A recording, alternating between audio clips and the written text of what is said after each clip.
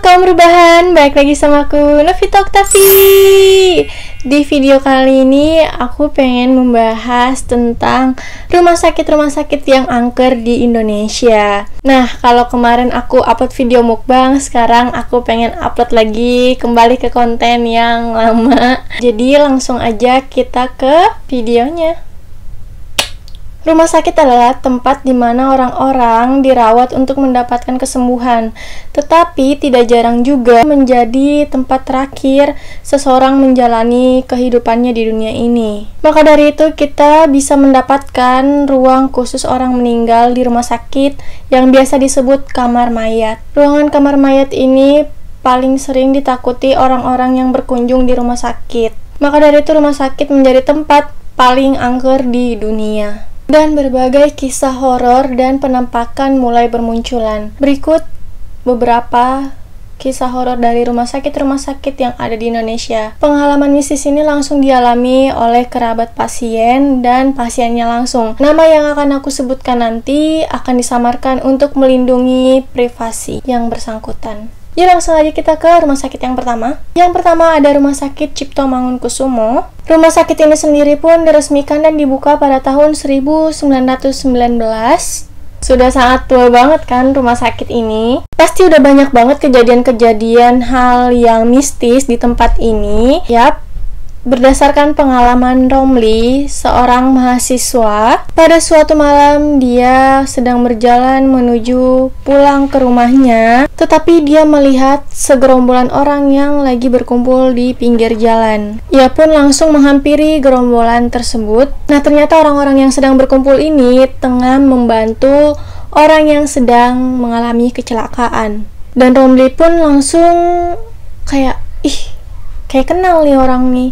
Nah, taunya itu temannya dia, teman sekampusnya dia gitu. Dan Romli pun langsung bergegas menolong temannya itu dan dia membawa ke rumah sakit terdekat dengan dibantu orang-orang yang lihat kecelakaan itu. Kebetulan rumah sakit yang dekat itu RSCM. Nah, dia langsung bergegas ke RSCM untuk mendapatkan penanganan pertama. Sampainya di rumah sakit, temannya Romli langsung mendapatkan perawatan intensif. Dan Romli langsung menghubungi kedua orang tua temannya. Tetapi kedua orang tua temannya ini tidak bisa langsung ke rumah sakit karena berada di luar kota. Jadi orang tuanya temannya Romli ini bisa sampai ke rumah sakit pada besokan harinya. Jadi malam ini Romli menemani temannya di rumah sakit. Waktu telah menunjukkan pukul 11:30 malam. Nah, kondisinya saat itu benar-benar sepi banget. Romli yang sedang berusaha untuk tidur masih syok karena kecelakaan itu dialami oleh temannya sendiri.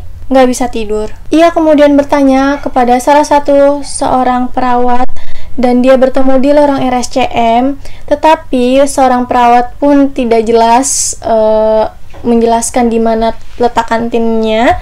Dan akhirnya si Romli ini inisiatif untuk mencarinya sendiri. Ketika Romli sedang berjalan-jalan untuk mencari kantin, dia mencium obat-obatan yang sangat menyengat. Selama beberapa menit, Romli seperti mendengar suara-suara bisikan. Suara tersebut berasal dari lorong yang ada di depannya. Karena rasa penasarannya, ia pun mendekati sumber suara tersebut. Anehnya, ketika Romli mendekati sumber suara tersebut, suara aneh itu pun menghilang dan dia melihat di sekelilingnya sangat berantakan. Kemudian pandangan Romli tertuju kepada meja di sudut ruangan. Saat itu kondisi bangsal sangat minim cahaya, jadi si Romli memincingkan matanya agar bisa melihat dengan jelas. Setelah berusaha untuk fokus dan melihat apa yang ada di atas meja tersebut, dan ternyata dia melihat sepotong kepala manusia yang tergeletak di meja itu, guys. Dan ngerinya, wajah tersebut sedang tersenyum ke arah Romli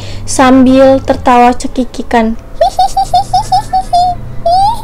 Kurang lebih seperti itu. Romli langsung lemes melihat kejadian yang barusan dia alami itu. Dia pun langsung bergegas keluar dari ruangan tersebut. Saat sedang menuju ke kamar temannya yang ini, dia lagi-lagi mengalami kejadian aneh. Dia tersandung, dan ketika dia mencari-cari apa yang membuatnya tersandung, Ternyata badan seseorang yang tidak memiliki tangan dan kaki. Ngerinya lagi, dia menatap Romli dengan tatapan kosong dan tanpa ekspresi apapun. Romli pun langsung berlari meninggalkan bangsal itu dan tidak sengaja dia menabrak satpam yang tengah bertugas malam itu. Satpam tersebut kaget melihat wajahnya Romli yang sudah pucat dan gemeteran karena Romli masih shock dengan apa yang barusan terjadi sama dia.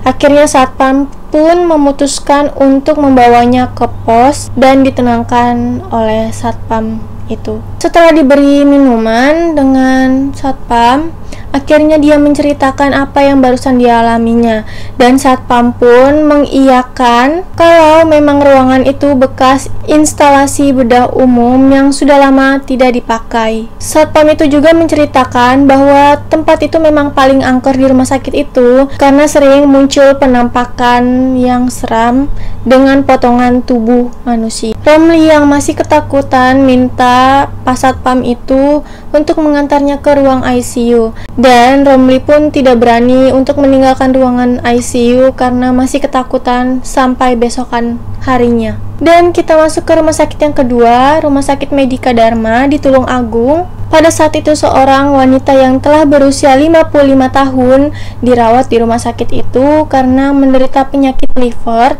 atau penyakit hati. Tetapi tenang aja, ini bukan patah hati.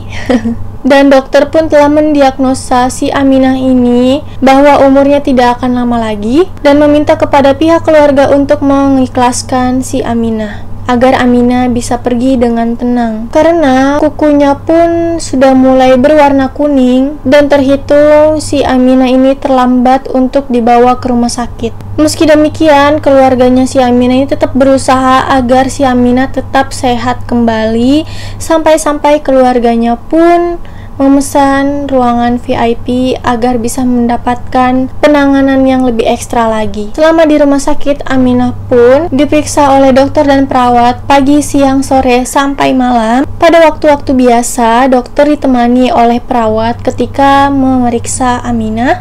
Namun suatu ketika ada pemeriksaan di jam 2 dini hari oleh seorang perawat.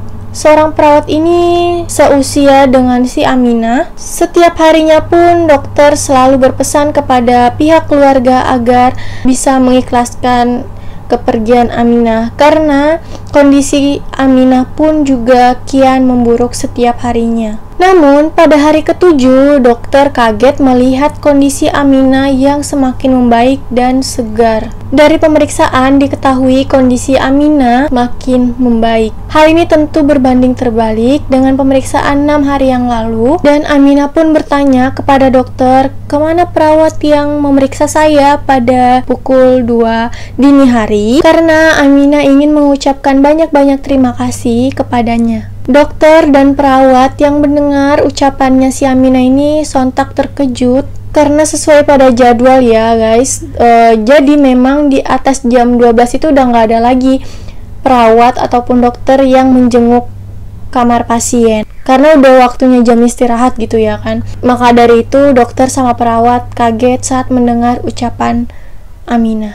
Dan paling penting lagi, ternyata perawat yang seusia Aminah ini nggak ada di rumah sakit itu. Semua dokter dan perawat rata-rata masih cukup muda. Terlebih Aminah mengatakan perawat tersebut datang dari arah selatan.